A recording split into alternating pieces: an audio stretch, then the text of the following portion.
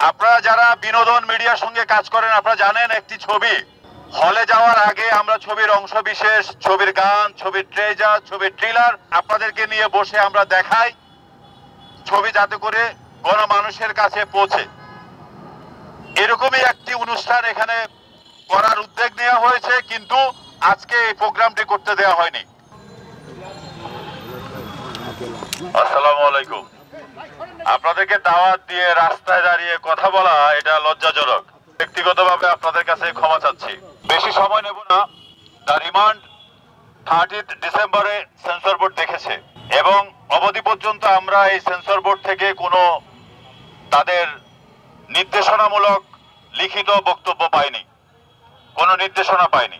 এর পরবর্তীতে আমাদের ছবির প্রডিউসার রেড পোস্ট কর্তৃক একটি আলোচনা সভা, মুক্ত আলোচনা সভা এবং ছবির অংশবিশেষ 2 পর্যায়ে দেখানোর সিদ্ধান্ত নিয়েছে।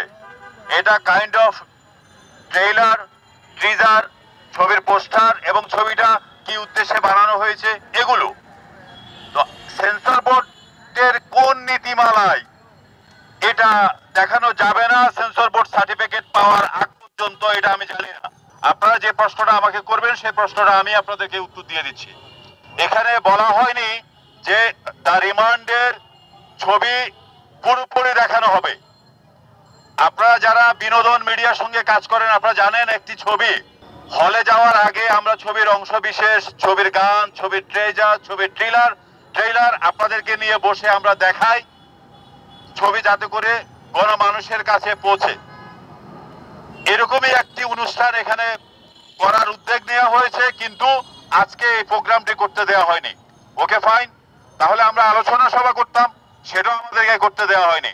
আলোচনা সভা তো আর সাংবাদিক ছাড়া হবে না, এটা খুবই লজ্জিত।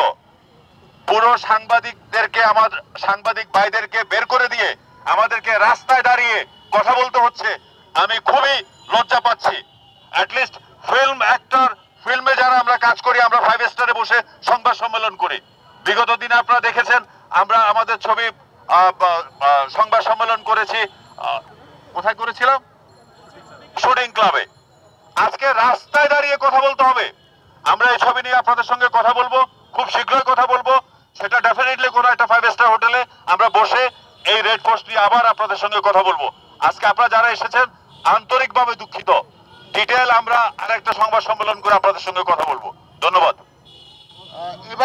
এবারে অতি সংক্ষেপে আমাদের এখানে ভাসানী অনুসারী পরিষদের সদস্য সচিব এবং জাতীয় শ্রমিক জোটের প্রেসিডেন্ট এখানে আছেন। চলচ্চিত্র নায়ক মারুফ আকিব 1 মিনিটে